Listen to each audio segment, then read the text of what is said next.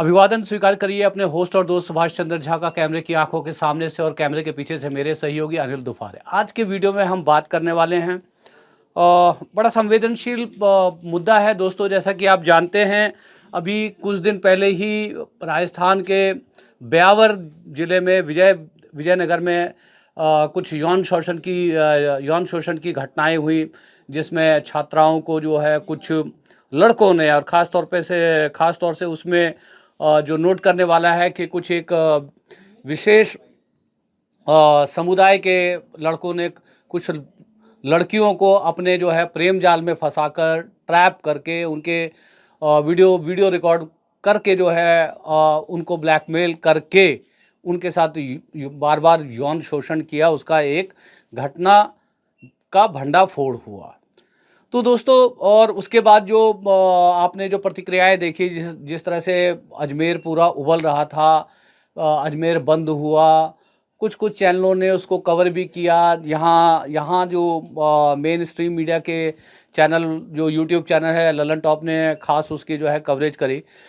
तो दोस्तों, आज ये जो मैं वीडियो बना रहा हूँ, ये दैनिक भास्कर के हवाले से इस वीडियो को जो है बना रहा हूँ। और दैनिक भास्कर की 10 तारीख की एक खबर है, उसके ऊपर मैं इस वीडियो को बना रहा हूँ और बताना चाहता हूँ कि ये जो इस तरह की जो घटना हुई, जिस तरह अजमेर में घटना हुई विजयनगर क्षेत्र में, उसी तरह की घटना कभी जो है 2022 में भी हुई थी, जिसके ऊपर मुकदमा चल रहा है और बताया जाता है कि बहुत जल्द उस मुकदमे का फैसला आने वाला है। तो पहले आपको उस घटना को बताऊंगा, जो कि मैं ये खबर दैनिक भास्कर के हवाले से पढ़ रहा हूं, और इस खबर का पूरा क्रेडिट दैनिक भास्कर को जाता है।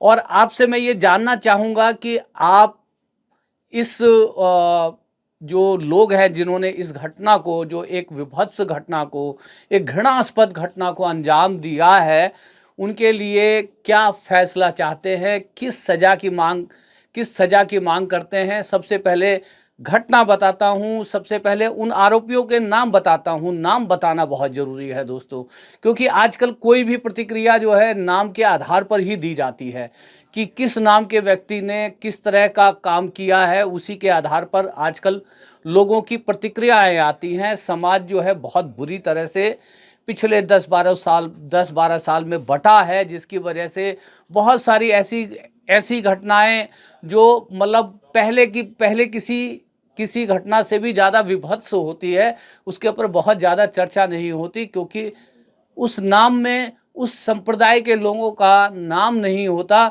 जिस नाम को देख करके पूरे के पूरे शहर में जो है हंगामा खड़ा हो जाता है, बंद वो किए जाते हैं। तो दोस्तों, ये दो, सबसे पहले तो मैं आपको आरोपियों के नाम बताता हूँ। जो पहले आरोपी का नाम है दीपक पुत्र हीरालाल कीर, और दूसरा भी नाम दीपक ही है, और इनके पिता का नाम है मोहनलाल कीर, और एक हैं जमुना शंकर मीना, पुष्कर कीर, प्रकाश मीना। ये जो है 5 आरोपी हैं, मगर ये जो इनका गैंग जो था, वो 7 आदमियों का गैंग था। और क्या करता था गैंग, यदि हम दैनिक भास्कर की यदि रिपोर्ट को पढ़ें, मैं थोड़ा सा पढ़ देता हूँ, एज इट इज़ पढ़ देता हूँ, जैसा कि मैंने आपको बताया कि और इसको मैं अपने थंबनेल में भी इस खबर को लगाऊंगा कि ये मैं कहाँ से इस घटना के बारे में बोल रहा हूँ। तो दोस्तों, 3 साल पहले जनवरी 2022 में धारियावद राजस्थान की एक जगह है, उसमें जो है एक रोंगटे खड़े कर देने वाली वारदात जो है सामने आई। और भास्कर ने जो इसको रिपोर्ट किया, और भास्कर के हवाले से बताते हैं कि जब चार्जशीट की रिपोर्ट जब भास्कर ने पढ़ी, तो जो है मतलब वो रोंगटे खड़े कर देने वाली जो है चार्जशीट थी, और रोंगटे खड़े कर देने वाली वारदात थी, जिस वारदात को इस 7 लोगों के गैंग ने अंजाम दिया। जैसे मैंने आपको बताया कि दो लड़कों का नाम जो है दीपक है, एक का नाम जमुना शंकर है, एक का पुष्कर कीर है, और प्रकाश मीणा है। तो इस रिपोर्ट में लिखते हैं, भास्कर में जो है लिखा हुआ है, मैं पहले इस रिपोर्ट को जो है पढ़ देता हूँ। भास्कर ने धारियावाद मामले की चार्जशीट पढ़ी तो रूह कांपने लगी। 7 बदमाश पीड़िता को सुनसान इलाके में ले जाते, जहां पर बारी बारी से दुष्कर्म करते और वीडियो बनाते। नाबालिग बच्ची बच्ची की वीडियो नहीं बनाने की प्रार्थना करती तो बदमाश मारपीट करते। हर बदमाश दो दो बार रेप करता। एक बार नहीं दोस्तों, दो दो बार रेप करता। एक हाईवे पे निगरानी करता, एक वीडियो बनाता, तीसरा लड़की को पकड़ता और चौथा दुष्कर्म करता। किसी को बताने पर वीडियो वायरल करने की धमकी दी जाती थी। इसी खौफ के चलते कोई महिला सामने नहीं आई। एसपी के समझाने पर 2 पीड़ितों ने एफआईआर कराई। अब आरोपियों का कहना था कि उनको याद भी नहीं कि कितनी लड़कियों के साथ या महिलाओं के साथ इन लोगों ने दुष्कर्म किया। आप इस घटना का मतलब अंदाज़ा लगाइए कि इसकी इंटेंसिटी को समझने की कोशिश करिए कि इन हरामखोरों को, मुझे कहना नहीं चाहिए वीडियो के ऊपर, आई एम सॉरी टू से, कि इन जो बज्जात लोगों को ये तक याद नहीं है कि इन्होंने कितनी लड़कियों का और कितनी महिलाओं की इज्जत लूटी। तो और दूसरा जो है मतलब बताते हैं कि ये जो लोग हैं दिन में जो है दिहाड़ी का काम करते, शाम को जिम जाते और रात में जो है ये वारदात को अंजाम देते। बदमाशों ने मौज मस्ती करने के लिए गैंग बनाया। दिन में कोई सब्जी की रेडी लगाता तो कोई मजदूरी करता, शाम में जिम में जाते, रात में पेट्रोल पंप के पास सुनसान इलाके में शराब की पार्टी करते। महिला के साथ बाइक पर गुजरने वाले का पीछा करते, लूट लेते, महिला को सुनसान इलाके में ले जाते जहां दुष्कर्म करते और वीडियो बनाते। उसके बाद महिला के गांव से 2-3 किलोमीटर पहले बाइक पर छोड़कर आ जाते। 7 आरोपियों में 2 सगे भाई हैं। आरोपी पुष्कर और दीपक के छोटी छोटी बच्चियां भी हैं। अन्य आरोपी में दीपक कीर, उमेश कीर, इरफान, एक नाम आया है इरफान, और प्रकाश मीना और जमुना शंकर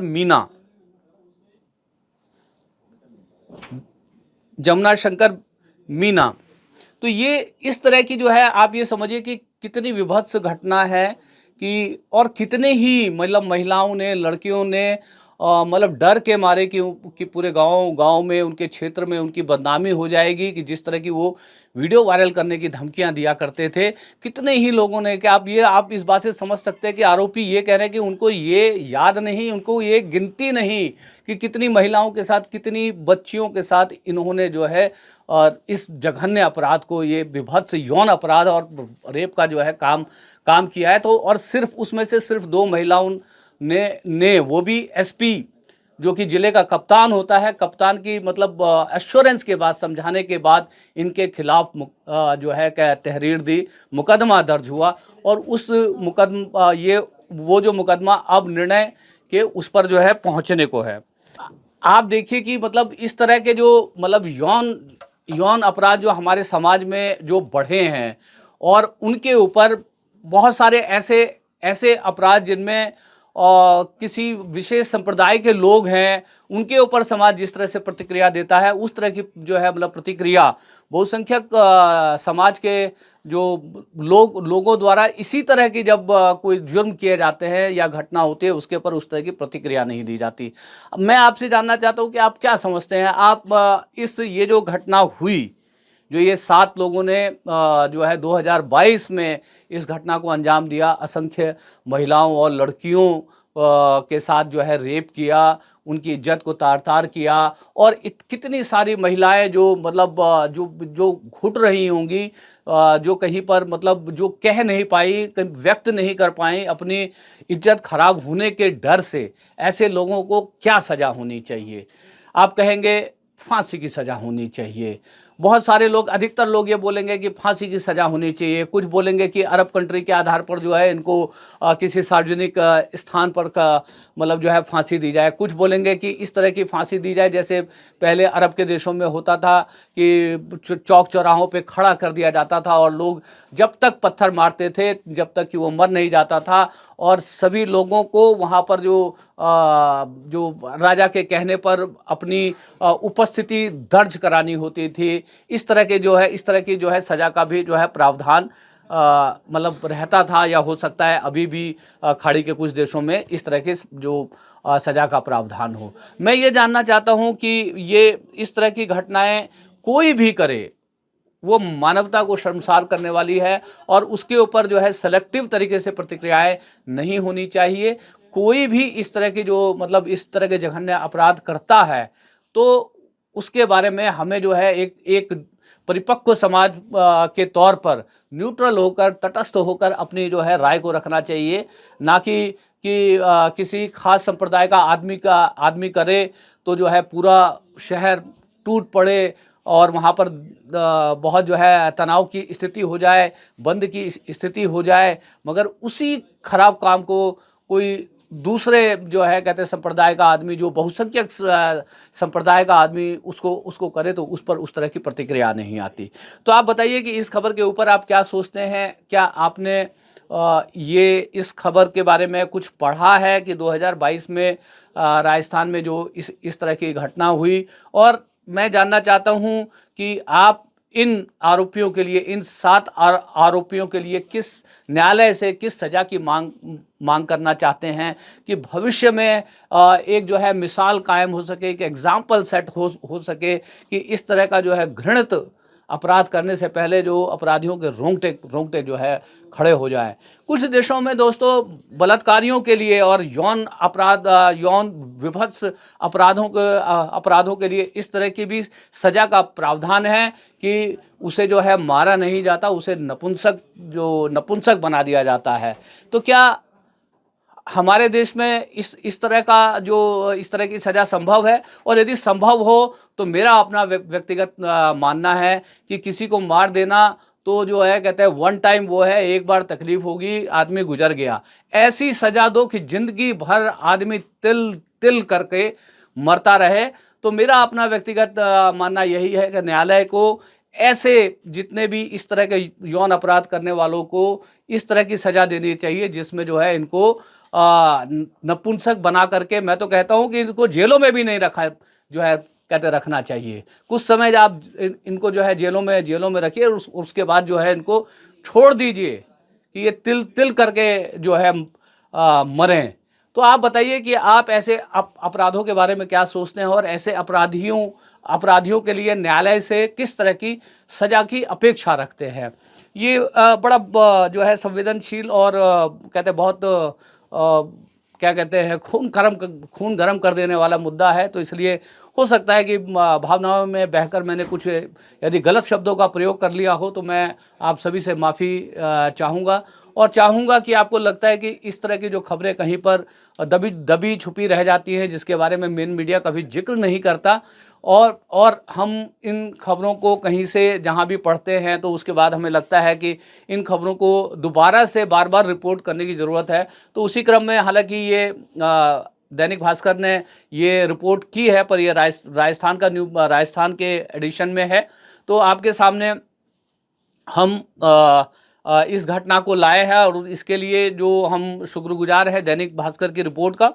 तो बताइए आपको ये बातचीत कैसी लगी? आपको लगे कि इस घटना के ऊपर आपको भी कुछ लिख देना चाहिए तो कमेंट बॉक्स में लिख भी दीजिएगा।